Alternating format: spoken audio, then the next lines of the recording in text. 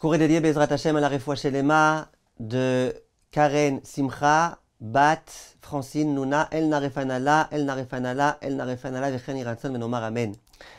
Chers amis, dans la paracha de la semaine, il est écrit que les frères de Yosef sont descendus en Égypte pour aller chercher de l'argent, de la nourriture, bar. Il est écrit dans le Passouk. Il est écrit dans le verset qu'ils étaient 10. Pourquoi avait-il besoin d'être 10 pour aller chercher de la nourriture? Rachi sur place donne une explication. Mais un grand rave qui s'appelait le Divrei Israël donne une explication très très belle. Il dit, nous savons très bien que le meilleur moyen d'avoir la parnassa, d'avoir suffisamment d'argent pour se nourrir, c'est de prier à Kadosh Baruch Hu. Ainsi qu'il est écrit dans la Gemara, Kiddushin daf pebet amud bet, yivakesh chachamim lemi she'aosher vanechasim shelo. Tu veux de la parnassa? Prie à Kadosh Baruch Hu qui a lui-même la possession de tout l'argent et demande-lui. Et lui, il te donnera. Maintenant, on va prier, c'est vrai. Mais l'idéal, ça serait de prier à un moment où Akadosh Baruch Hu est vraiment à notre écoute. Ce qu'on appelle, en hébreu, et ratson.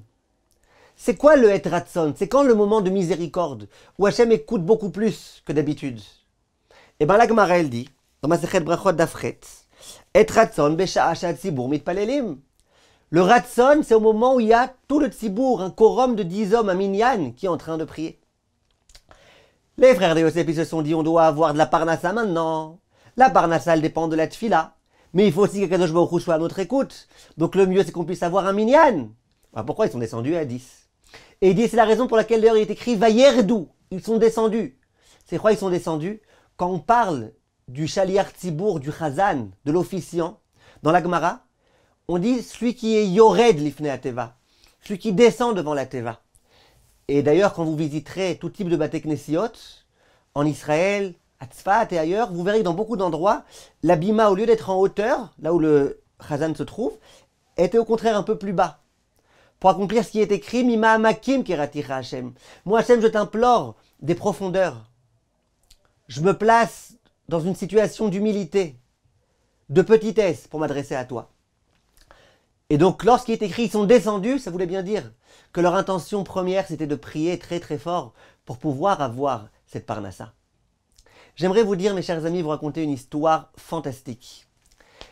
Il y avait un grand rave qui s'appelait le Bet Aaron. Ce rave-là, un jour, il a dû être opéré.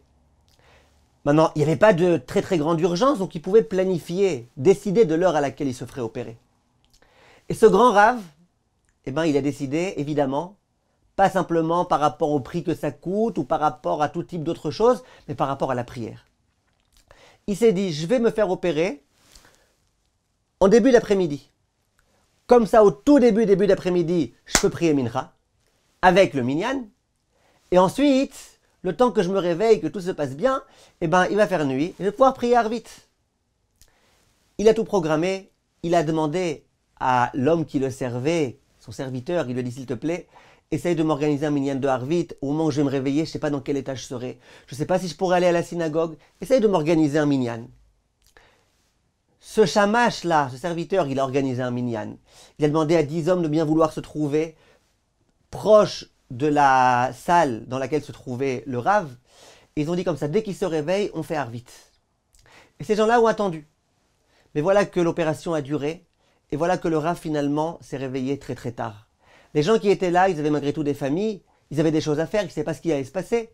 Ils ont dû aller prier chacun, tout seul, ailleurs. Au moment où le rave se réveille, il s'adresse donc au shamash, il dit voilà, Baruch Hashem, je suis réveillé, tout va bien, j'ai retrouvé ma tête. Allez, viens, on fait Arvit, il y a un minyan? Il lui dit oui, bien sûr, il y a un minyan. Voilà, ils se trouvent dehors, ils n'ont pas le droit de rentrer eux, dans la salle parce que c'est dangereux. Donc eux, ils restent à l'extérieur, on va prier Arvit à l'extérieur, et toi, tu te trouves avec nous. Le rave, il dit, il n'y a pas de problème. Cet homme-là, il sort, il ferme la porte et il commence à imiter un minyan. Soi-disant, lui, c'est le chazan. Donc il fait Idgadal, Vidkadash, Shemer, Rabba, et après Amen! Genre il essaye d'imiter la voix d'un tzibour qui répond. En fait, il n'y a pas de tzibour, il était seul. Donc lui-même il disait Barechou, lui-même il faisait le Kaddish, lui-même il répondait Yeshemer Rabba, lui-même il répondait Amen. Et voilà, le Rav a prié Arvit, il s'est aperçu de rien. Quelques jours après, alors que le Rav allait déjà beaucoup mieux, alors qu'ils étaient les deux en chemin, à un moment donné, ce shamash s'adresse au Rav. Il dit, Kvodara, vraiment, je me sens pas bien. Vraiment, je me sens pas bien, je me sens vraiment coupable de quelque chose. Le Rav, il dit quoi? Il dit, tu te rappelles la nuit où tu t'es réveillé? Et moi, je t'ai dit qu'il y avait un minyan. En fait, il n'y a pas de minyan. Il lui raconte toute l'histoire. Il dit, vraiment, je suis pas bien d'avoir fait ça. Le Rav, à ce moment-là, il lui tire les oreilles. Et il lui dit, c'est très très bien ce que tu as fait. Même si tu as dû mentir, c'est très bien ce que tu as fait. Pourquoi? Parce qu'il n'y a rien de plus important que la vie de l'homme. Ce qu'on appelle en hébreu pikuach nefesh.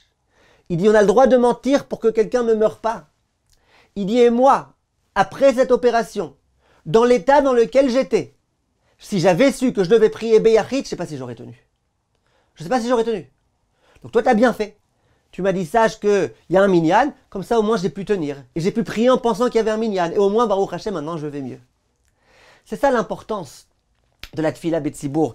Et ce même Rav, qui s'appelait le Bet Aaron, il écrit dans Dafhe Amoudbet, dans son livre, il est écrit Veze etzli barour. Pour moi, c'est clair. Asher Tfila Betzibour yachol la'azor le'adam bekol davar kmo tzadik ador. La Tfila en Tzibour, elle peut aider comme le tzaddik de la génération. Les gens, ils vont voir, Raphaël Kanevski a promis une bracha à celui qui donne tant et tant. Bien, on va réussir à aller chez le Rav. Dit le Bet Aaron, la Tfila Betzibour de prier en minyan, ça a la même valeur. Après, il dit aussi qui klal zebeyadi. Kol amirot ou tfilot aneemarim be'asara shrinta sharia. Toutes les prières qui sont dites quand il y a 10 personnes, il y a la providence divine qui se trouve. Ou be'ezrat Hashem yitbarach betaklim kol atikunim kmo tfilat tzadikei yesod olam. Et de cette façon-là, on peut réussir à faire tout ce qu'il faut dans notre tfila, accéder à tout ce à quoi on peut accéder, et à tout ce à quoi accèdent les gdolé olam, les grands de la génération, les grands du peuple juif quand ils prient.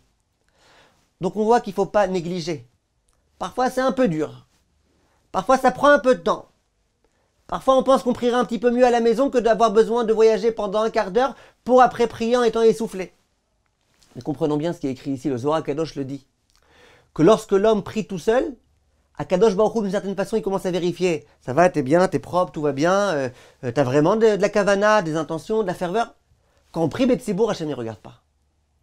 Essayons, Bezrat Hashem, mes chers amis, de nous renforcer dans cette chose-là. Be'atzlacha.